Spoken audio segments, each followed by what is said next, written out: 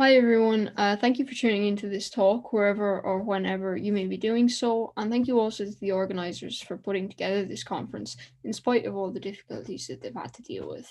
My name is Lorraine and I'm a PhD student in the Department of History in Trinity College Dublin, and my paper today considers Taika Waititi's film Jojo Rabbit, which was released in late 2019 and reached us here in Ireland in January of 2020.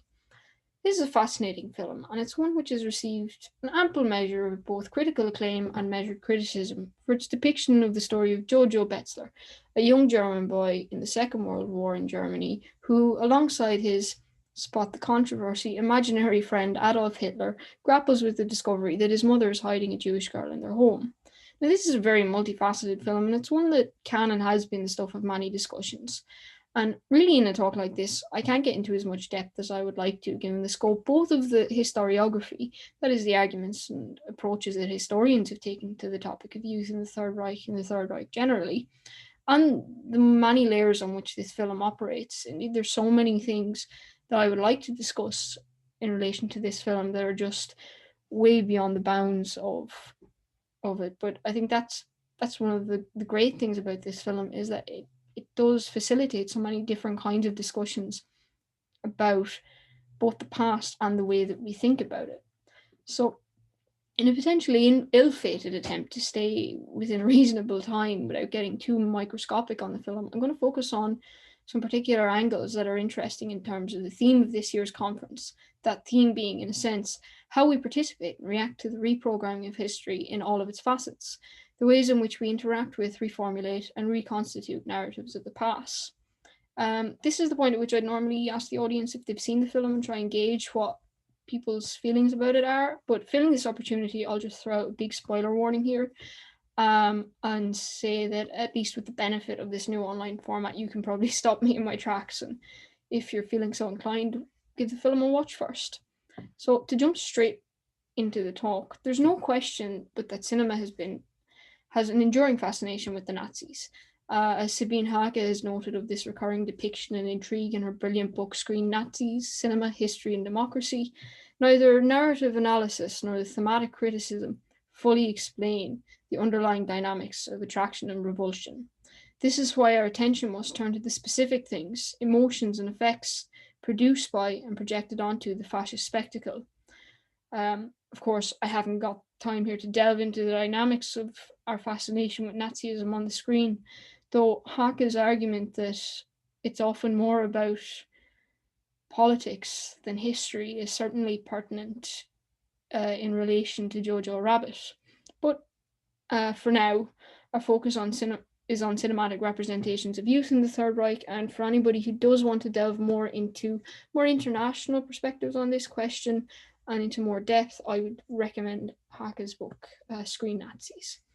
In the course of his research on youth in the period, Michael Cater has observed, whether on orders or not, Hitler's youth served and perpetrated the deadly racial ideology of the Third Reich. The issue of culpability is made exceedingly difficult by their youth, but the issue of complicity remains. This is a dynamic that underlines representations of German youth under the Nazis on screen. There's ample evidence from contemporaries, indeed, of this discourse of uncertainty about Hitler's youth, which we see reflected in cinematic projections of Hitler's youth. I'm going to draw a quick example of a British paper, a series of British papers in 1941 reported, nothing is more horrifying about the Nazi regime than its treatment of children. By that, we do not mean only physical bullying, but something worse, spiritual perversion, the glory in using every possible means of turning them into little Nazis. And there's a part of this dynamic that creates an uncertainty and an unease in audiences, the inability, certainly in the case of Jojo, to reconcile the character to any simple category of good or bad off the bat. Jojo is particularly interesting in this sense, in that it tries to get into the mind of Jojo, our young Hitler youth, and his imaginary version of Hitler serves as an insight into Jojo's attempts to make sense of the world around him.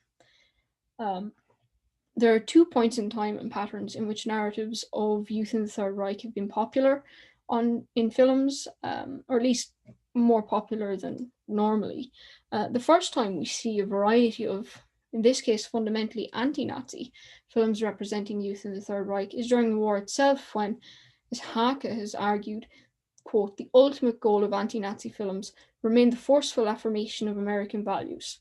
Nowhere is this more apparent than in the films that use Nazi children to prove the superiority of liberal democracy, not least through its belief in the reformability of all human beings, end quote. Throughout these films, the poisonous and damning effects of Nazification, often observed in news media and journals of the time, is illustrated to the audience. The conflict between innocence and indoctrination, good and evil, is played out, for example, in Tomorrow the World, a 1944 film in which Emil, an ardent young Nazi, reminiscent of Jojo, actually is brought to America to live with his uncle's family and almost tears them apart, wreaking havoc with his aggression, fanaticism, and virulent anti-Semitism. Like Jojo and Elsa in Jojo Rabbit, it is Emil's interactions with a Jewish character, the other he has been raised to hate and dehumanize, that lies at the root of his emerging humanity and shedding of the swastika, if you will, because it is her, as Hake has noted, his uncle's Jewish fiancée, who recognizes, and I'm quoting Hake here, his cold fanaticism as a sign of trauma, that trauma being the imprisonment and public denunciation of his father by the Nazis, and initiates the first steps towards healing when she gives him license to shed tears and show himself as a true human being. That is someone who supports democracy. Hake also notes that Emil's uncle, his new American father, summarizes the lesson to be learned in the following way. Anytime anybody tells you anything, you've got to ask why. That's the difference between us and the Nazis. And this, I think, is something that's also important in Jojo's arc of development, as it's when he learns to think for himself and think through the situation in which he lives and the divide between the image of Hitler and the Reich that he has and the actual realities in which he lives and encounters Elsa and his mother's activity in the resistance. It's when he learns to think for himself and to actually engage with these things that he can banish and abandon the imaginary Hitler that he is used as a crutch to work through things up until that very end point in the film, at the end of his kind of redemption arc, his humanization, really. Another film from the wartime period which has parallels with Jojo Rabbit is Education for Death. This is a 1943 Disney propaganda film, and it's fascinating because although it's very anti-Nazi, there's a very clear sense that German children are being swallowed up by a cold and callous regime, claimed as it were from cradle to grave. The cartoon follows a young boy called Hans throughout his life in the Third Reich until his eventual death, the culmination of his education for death. In two of the stills here, he's been punished, called a Dummkopf, and ostracized for showing sympathy. He's wearing a Dummkopf hat for showing sympathy for the rabbit in the nursery tale of The Fox and the Rabbit. He then learns the correct response, and we can see him at the bottom shouting and expressing anger and hate for the weak rabbit. And this marks the evisceration of his empathy and him turning towards true Nazification. Jojo Rabbit, on the other hand, has a similar moment, also with a rabbit, and this is the scene on the right, the point from which the film's name is drawn. Jojo is taunted here by older members of the Hitler Youth, who tell him his father has probably deserted the army as he hasn't been heard from in ages. We hear later that he's somehow involved in the resistance with Jojo's mother. And Jojo is told to kill the rabbit. He can't and he won't do it. And trying to set the rabbit free, he's then taunted with chants of Jojo Rabbit, Jojo Rabbit. And he runs off and he resolves with his imaginary friend Hitler by his side, encouraging him to prove himself and to prove that he is a good Nazi soldier. However, for Jojo, he does so by running at and grabbing a grenade, which spectacularly backfires as he blows himself up. And so rather than solidifying his Nazification as we see in Education for Death, this sets Jojo down a path whereby during his recovery he spends time at home and discovers Elsa in the house. And that's where his arc and his path to understanding and tolerance, which he learns through his interactions primarily with Elsa, begins. If these wartime anti-Nazi films are instrumentalize the dissonance between what we see as the quintessential innocence and inculpability of children, and they bear the difficulty of placing blame at their door, in order to highlight a way back, a victory for liberal democracy, and the potential to change ingrained prejudices, then films of the 2010s have used this same inherent dilemma of perception in order to provide films that are more like fables, as the subtitle of John Boyne's book, The Boy and Striped Pajamas, notes that book is. These books seek, and films that represent youth in the Third Reich, seek to impart universal lessons against hate and prejudice, and universal truths that hope and friendship triumph over all. It's particularly interesting that all of these films present a friendship between the protagonist and a Jewish character, which reinforces and acts in some ways as a conduit for these messages. However, while I don't really have the capacity to go into it here due to the restraints of time and space, these relationships, which bring in the Holocaust element, particularly in The Boy in the Striped Pajamas, need to be problematized and thought deeply about, in order to not overlook Jewish suffering in favor of exploring a more German Aryan perspective. There is a lot of controversy about this kind of a relationship, and it's valid controversy, and it's something that should be used, the materials that should be used with care and considers it as such, particularly The Boy in the Striped Pajamas, which is often used in schools and is perhaps too reductive and unreal to be effective in that manner. But anyway, I digress. Hayden White, going back to the representation of history now, noted in his seminal work considering the relationship between traditional historiography and what he called historiophoty, the representation of history and our thought about it in visual images and filmic discourse, that it goes almost without saying that cinema is better suited than written discourse to the actual representation of certain kinds of historical phenomena: landscape, scene, atmosphere, complex events such as wars, battles, crowds, and emotions. This film, Jojo Rabbit, attempts to highlight perspectives and emotional responses in this way, and it focuses on ones that Waititi and those around him saw as beyond the traditional.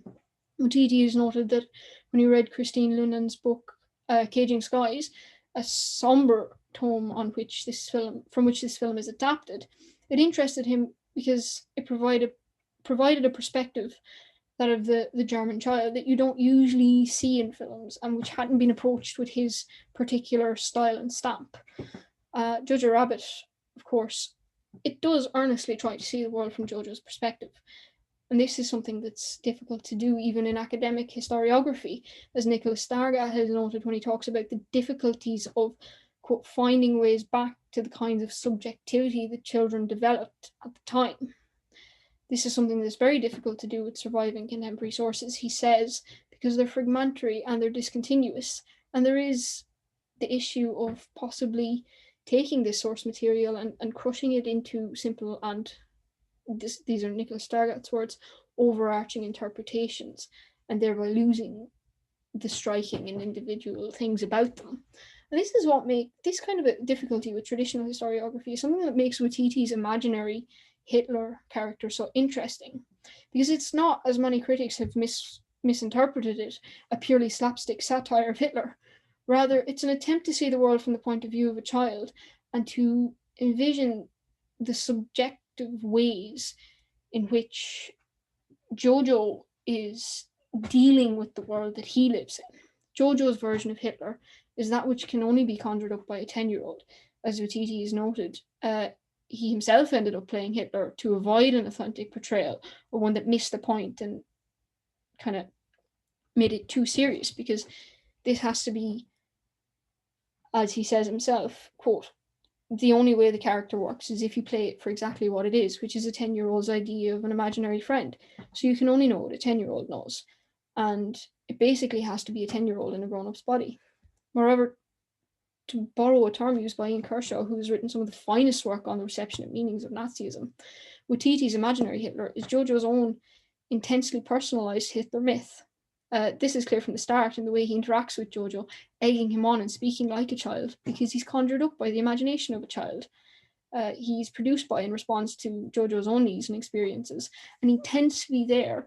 You can almost sometimes forget that he's there when you're watching the film, because you only see him in the times when Jojo is kind of grappling with something. When he's talking to his mother or interacting with Elsa, you only see Hitler when it's to grapple with some issue in Jojo's mind and his perception of the world. Of course, this isn't sufficient as a historical explanation, but it goes a lot farther than most films we've seen in trying to probe how Nazism works within individuals and small groups and communities. Elsa concludes that Jojo is not a Nazi. She says, "You're not a Nazi, Jojo. You're a 10-year-old kid who likes dressing up in a funny uniform and wants to be part of a club." Because Jojo wants reassurance. That's why he has his imaginary friend. He wants to belong. And in his world, that manifests in a desire to be the best little young folk he can be. There's a clear message then in the triumph of friendship and understanding over the hate that's engendered by the imaginary Hitler that Jojo so ardently looks up to at the start and slowly kind of becomes more distant from as he has to grapple with that conflict between his image of Hitler and the world he lives in and the realities he's experiencing in his interactions with Elsa and his mother's fate. His mother being killed for her engagement in resistance activities. Historically, this film oversimplifies things, but in terms of a film that's possibly more concerned with the contemporary than the historical, it's a pertinent message. And it does go away to encouraging people to think about the dynamics of the society that we're looking at. Indeed, historiographical considerations of the everyday individual and collective histories of the Reich reach incredible levels of detail and complexity. Essentialized but not exhaustively appraised by Mary Fulbrook in the first quote here, she says, "And this system was sustained not only by the distinctive combination of force, fear, and fervor, the dynamics of repression and support, but also by continuing widespread non-involvement in persecution. This non-involvement was neither static or neutral, and was produced in the distinctive conditions of the time, such that what would have been unthinkable in other circumstances eventually became possible. A society where most people choose to remain bystanders relies on the construction of communities of empathy and the development of emotional defenses against feelings of sympathy with those castigated as outsiders." And I think there are elements of this that we do see in Jojo Rabbit in the way that he tries to grapple with his feelings towards Elsa and how they don't really match up with what he's supposed to feel about Elsa. Furthermore, talking about the book thief, Kay Shields has observed a division between ordinary Germans and obvious Nazi perpetrators. Quote, "In offering this divide, the novel creates a guilty party, contrasting the complicit few to the everyday German citizen who appears to be sympathetic and knew what was happening to Jews and communists, to name but two groups of the persecuted, yet remain politically and physically subjugated." With these ideas in mind, it is interesting to note that nobody in Jojo's inner circle, his mother, his best friend, Elsa, is really an intensely caricatured or buffoonish character in the way that most of the more peripheral Nazis are. I would say, however, that one of the most interesting and complex characters, in the sense of making you think about history at new levels, really think is Klenzendorf, Sam Rockwell's officer and Hitler Youth camp leader, who is this weird kind of father-ish figure for Jojo at times. And he's a blurry character because he shows his colors as a good guy at times. When you observe him during the book burning, he doesn't seem particularly excited about it. He protects Jojo and Elsa by lying to the Gestapo. He saves Jojo at the end, but he's also incredibly anti-Semitic from what we can see in the film. And he is very culpable within the workings of the Nazi system. So this is a tricky character who, though satirized, approaches a kind of complexity that should be taken to characterizations of Nazis on screen, but perhaps taken further. And I think looking at historiography and the importance of, issues of apathy as well as kind of more direct engagements with good and bad, as it were, is something that I'd like to see more of in these kinds of films. However, this film doesn't reprogram history or argue with historiography. It feeds off of elements of it without, I think, explicitly trying to do so. And it imaginatively engages with issues that concern historians on different levels, and encourages deeper thinking beyond the ivory tower about the dynamics of fascism and these types of societies. And while this film, as I've just argued, reprograms the past in a sense that it makes an earnest attempt to look at the specificities of an experience not usually explored from this angle in popular media, the really interesting impact of this film is in the way it speaks to the present through the past. Taika has argued that, quote, the central perspective through which to analyse the fascist imaginary in post-fascist cinema is not the historical but the political, end quote. Of course, this is so central in Jojo Rabbit, which is self-described as an anti-hate satire, and it's only really loosely historical. It's the message that matters here. Waititi has noted that he wrote the screenplay in 2011, and it was shelved until Searchlight took it on in 2017 or so. In an interview, he's also suggested that he feels this film is more successful now than it would have been if it came out when it was initially written, because now we live in a world where fascism is pertinent, and extremist views, narratives of hate and othering are at the fore of many political, social, and cultural debates. Indeed, this satire has been criticised by many because it is relevant, and some reviewers feel it trivialises Nazis and encourages empathy at a time when that could lead people to underestimate and be overly inclined to turn an understanding cheek to these processes of radicalization. And this is a fascinating problematic. Waititi's report is that he's using humour to, quote, dismantle these regimes built on intolerance and hate, and to send out a message, and to deliver that message by drawing people in, relaxing them, and then presenting them with his message, which I think is a very good point. But the fundamental message is hard to miss. The quote at the end of the poem harks back to Rainer Maria Rilke's "Go to the limits of your longing." It says, "Let everything happen to you, beauty and terror, just keep going. No feeling is final." This is not a call to inaction, as some people have picked it up as, but it's a reminder that this too shall pass, and of the importance of persevering and hope and love, even in the darkest and most despairing of times. A message as much for the present day as the historical context, and one that's hard to confuse for condoning or undermining the realities of these types of processes. I would argue that it does toe a fine line, Jojo Rabbit, between a fair balance.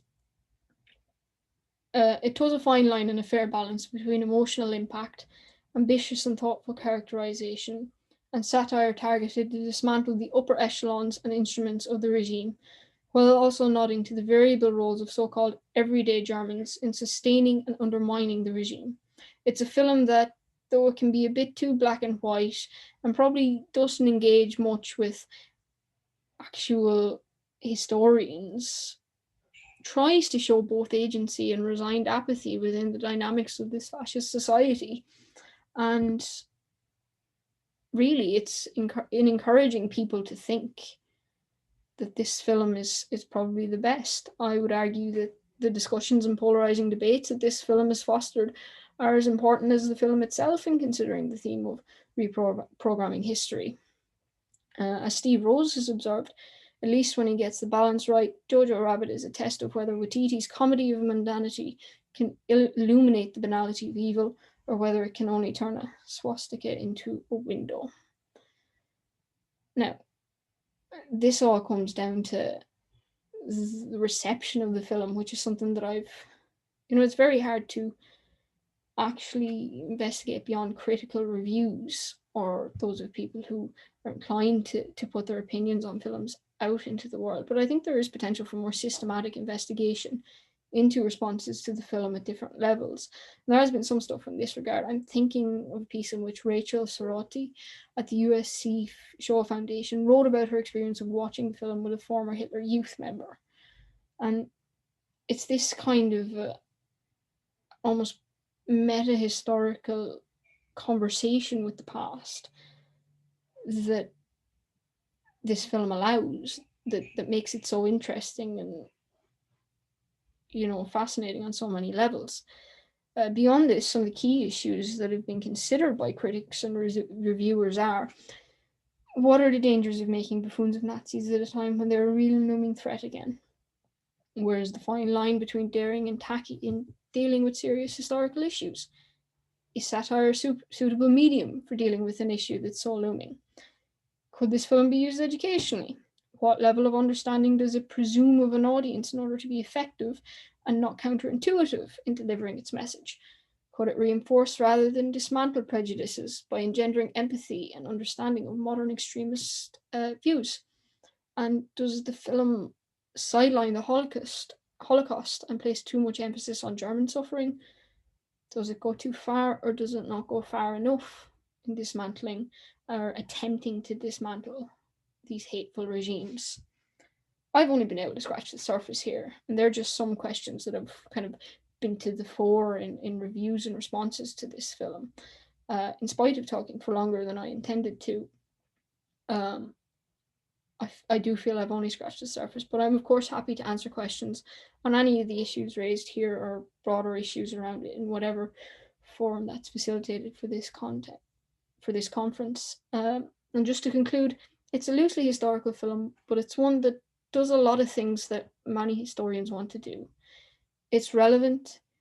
It makes you think about the past. It has the potential to unsettle the present and engage critics and audiences beyond the ivory tower in debates and considerations about the significance of representations of the past to our present and the complexities and consequences of the ways in which we all engage in the reprogramming of the past.